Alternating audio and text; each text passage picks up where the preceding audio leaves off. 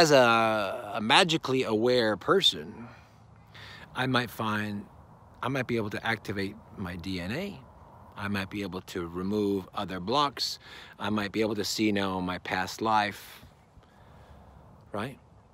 So the hurdle, whatever it is, if it's a disease, if it's a near-death experience, a relationship, career crash, tragedy, that the obstacle forces you to re-examine and to remove those blocks.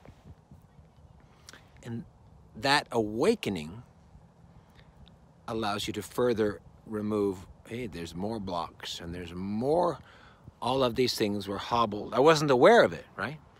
I was blind. I was blind to certain things. I couldn't see it. I was missing an answer to a question. And then you start to remove those blocks, and that there's big blocks, there's obvious blocks, and there's fine blocks, which are these questions that don't have an answer. You know, why do I always have an affinity for this?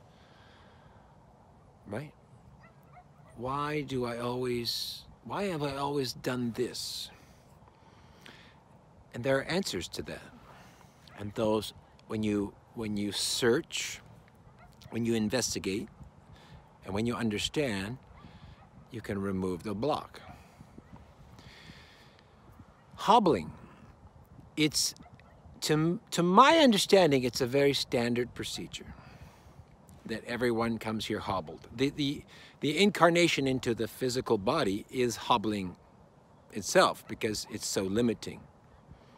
Is limited, you're limited to the five senses, we're limited by scientific knowledge, you're limited by your peers, you know, there's all these limitations built in. But in addition to those, you have your hobbling, your blocks, your spiritual and awareness limitations. And then you might have, a hobbling can also look in other ways. You might be somebody who's not able to hold on to money. Like you might make money and then you just waste it. And you might make a ton of money and then you waste it. And this theme might run through your life. Well, you could think, well, gee, I have a problem. On one level, you could have a psychological problem, you could have a behavioral problem, an addiction. On a spiritual level, maybe in the past life, you had money, right? You had a lot of money. And you did things with it that you shouldn't have done. That when you have money, you'll go off in the wrong direction. You'll go off the path. So when you're in this life, you're hobbled financially, such that you'll never have that kind of money, and therefore you'll stay on the path. You'll stay, let's say the path is being humble. You'll be more humble. You'll practice humility, because you'll never have that. The money you'll never be able to hold on to it.